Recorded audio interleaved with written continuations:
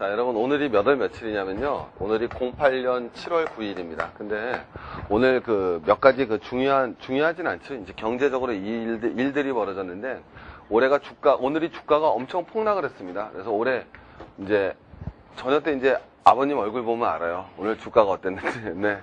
주가가 엄청 폭락을 했습니다. 왜? 우리나라가 이미 주식 투자자가 1000만 명을 넘거든요. 오케이? 오늘 주식 투자자가 1000만 명이 넘습니다. 그러니까 굉장히 많은 사람인데, 오늘 주가가 폭락을 했어요. 그래서 45포인트 정도 빠졌습니다. 저는 주식을 안 해요, 개인적으로.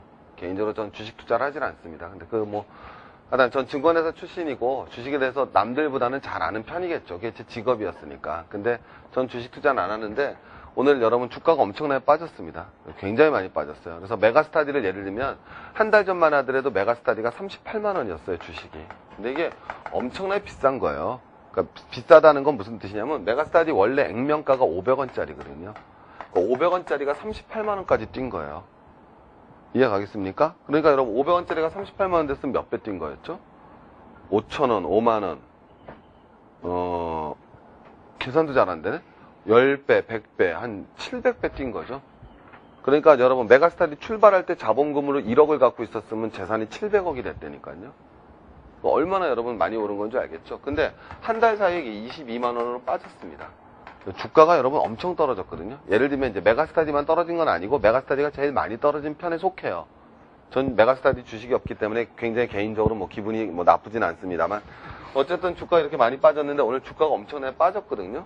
주가가 많이 빠졌어요. 이제 몇 가지 문제가 되는데, 주가가 많이 빠졌습니다. 그리고 오늘 제가 또 개인적으로는 굉장히 섭섭하고 화가 났던 게, 우리가 이제 촛불 집회를 했기 때문에 이명박 정권이 뭐 한다 그랬어요? 개각한다 그랬거든요. 근데 개각을 한다고 그랬는데, 전 개각 발표를 보고서 저는 역시나 했거든요. 왜? 저는 강만수가 안 잘린다고 봤어요. 지식경제부 장관이. 왜 안 잘린다고 봤겠어요? 여러분 되게 간단해요. 왜? 이명박이가 강만수를 소망교에서 만났거든요. 참 슬픈 현실이에요, 여러분. 별게 아니라 이명박 씨가 강만수 지금 지식경제부 장관을 소망교에서 만났습니다. 그래서 저는 강만수는 안 날아간다고 봤어요. 신임이 두텁거든요. 근데 잘랐던 때 더 슬펐던 일 있죠. 그 밑에 누가 잘렸습니까? 최준경이라는 사람이 잘렸는데, 그 친구가 이제 쉽게 얘기하면은 지금 재정경제부 차관이죠. 근데 잘릴 때 명분이 웃긴 게 뭐였었냐면은, 최근에 외환관리에 실패했거든요. 우리나라 지식경제부가. 근데 외환관리의 실패 책임을 갖다가 외환관리 책임은 차관이라고 그래서 자른 거예요. 근데 사실 말이 안 되죠. 외환관리 책임도 누가 져야 돼요?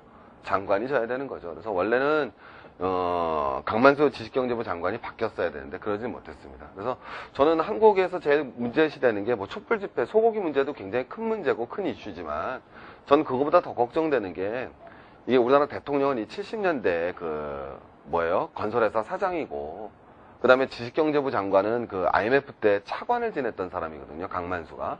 그래서 개인적으로 굉장히 여러분 걱정을 많이 합니다. 그리고 여러분, 저는 이틀 전에 또 경악을 금치 못하는 사실 뉴스를 봤거든요. 저는 정부가 시장에 개입해서는 안 된다는 사람은 아니에요. 저 개인적으로는 정부는 시장에 개입을 적극적으로 해야 된다고 생각하는 사람입니다. 저는 자유무역을 신봉하지 않아요, 개인적으로. 전 자유무역은 허구라고 생각합니다. 전 세계 모든 국가들은요, 보호무역을 통해서 발전했지, 자유무역을 통해서 발전한 나라가 하나도 없어요. 그건 다 새빨간 거짓말입니다. 영국, 보호무역으로 발전한 나라입니다. 미국, 보호무역으로 발전한 나라입니다. 우리나라가 여러분, 2차 세계대전 끝나고 나서 독립된 식민지 국가 중에서 가장 놀라운 경제 발전을 했어요. 동의어. 2차 세계대전 끝난 식민지 국가 중에서 가장 보호무역을 갖다 했던 나라가 우리나라입니다. 유치산업 보호 정책이 없었다면, 여러분, 포항제철을 1970년에 국제 경쟁력, 국제 무대에 내놨으면 여러분 어떻게 됐을 것 같아요? 1980년 현대자동차를 놔두고 자동차 시장을 개방했으면 어떻게 됐을 것 같아요? 오늘 현대자동차가 있겠습니까? 제 말 이해 가세요? 보호무역이 나쁜 게 아니에요, 여러분. 제 개인적으로. 알 건 알고 가셔야죠. 자유무역이라는 그거는 선진국의 논리예요.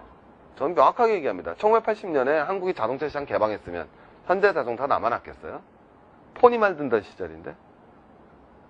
이해 가시죠? 1970년대 여러분, 제철 산업을 갖다 개방했으면 포항제철이 남아났겠어요? 말도 안 되는 소리입니다. 세계 각국은 보호무역을 통해서 발전하는데, 그렇다고 해서 제가 여러분 뭐가 문제였느냐면, 최근에 여러분 정부가 여러분 나와 있는데 적극적으로 뭐가 나와 있습니까? 고가 여는 정보, 환율 잡을까 이렇게 나와 있죠. 그래서 여러분 최근 정부가 또 뭐에 나섰어요? 환율 방어에 나섰습니다. 그러니까 이게 최근 우리나라 정부가 얼마나 웃긴 거냐면은 우리나라 정부가 환율 방어를 2번을 나섰어요. 최근에. 근데 환율 방어를 2번 나섰는데 첫 번째 환율 방어 나섰을 때는 언제였습니까? 3월달, 4월달이었거든요. 이때는 환율 방어를 뭐를 했죠? 이때는 환율이 여러분 뭐 했을 때요?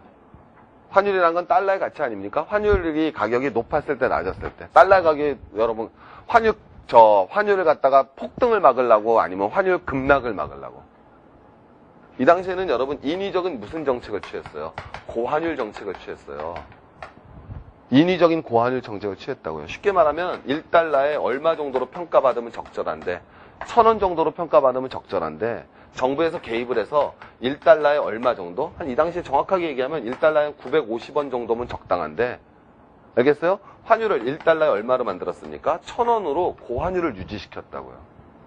오케이? 이게 여러분 지식경제부 강만수의 주특기예요. 그러면 이 당시 고환율 정책을 유지했을 때 정부의 목표는 뭐였었다? 간단하죠. 환율이 오르면 뭐가 잘 돼요? 수출이 뭐가 돼야 되겠습니까? 증대되죠. 그래서 수출 증대를 꾀한 거예요. 그러면 수출하게 되면 여러분 우리나라 무슨 주도형 발전 전략 했으니까? 수출 주도형 발전 전략 했으니까 수출이 잘 되면은 뭐가 된다? 경제가 살아날 것이다. 그러면 수출 주도형 기업은 주로 무슨 기업이다? 대기업이죠. 그래서 대기업 중심의 수출 물량 밀어내기를 하려고 그랬어요. 그래서 대기업 중심으로 수출을 갖다 밀어내게 되면 수출이 되면 경제가 잘 되고 경제가 잘 되면 고용이 늘어나고 고용이 늘어나면 소비가 늘어나서 경제에 선순환이 발생할 것이다. 이게 여러분 우리나라 지식경제부의 사고방식이에요. 이해 가시겠습니까? 근데 굉장히 그게 여러분 유치한 사고방식이라는 거야. 아주 이게 정말로 내가 한국 경제에 대해서 불안을 느끼는 게 이 70년대 80년대식 사고를 가진 사람들이 여전히 한국 경제를 이끌어가기 때문이에요. 여러분은 정말 그러시면 안 됩니다. 이건 내가 경제를 가리키는 사람의 자존심이 아니라 막 진짜 무릎을 꿇고, 무릎까지는 안 꿇고요. 진심으로 부탁드리는 건 그런 마인드로는 여러분 촛불 집회할 때 못 느껴요? 전혀 의사소통이 안 되죠. 전 촛불 집회는 안 하지만 참가 한 번 해봤어요. 근데 촛불 집회하는 사람들하고 걔는 젊은 그 UCC고 이런 세대들이잖아요. 근데 여러분 그거 막 규제하고 이러는 거 보면 여러분 어때요? 느낌이. 정말 이게 저 사람들은 우리랑 딴 세상 사는 사람 같잖아요, 여러분. 그죠? 근데 경제정책도 똑같다는 거예요. 그러니까 고환율 정책해서 수출 증대해서 대기업 중심의 수출 증대 일어나면은 경제가 활성화되고 고용이 증대되고 고용이 진행되면 소비가 늘어서 경제의 선순환이 발생할 거라는 그런 유치한 사고방식은요. 그건 진짜 경쟁을 너무 모르는 거라고. 고환율 정책 썼더니 뭐가 박살났습니까? 방장. 몇 가지 부작용이 일어났죠. 무슨 부작용이 일어났어요? 제일 큰 게. 고환율 정책이 되니까 뭐가 상승합니까? 물가가 상승했죠. 특히 무슨 물가가 상승해요? 수입 물가가 상승해요. 근데 이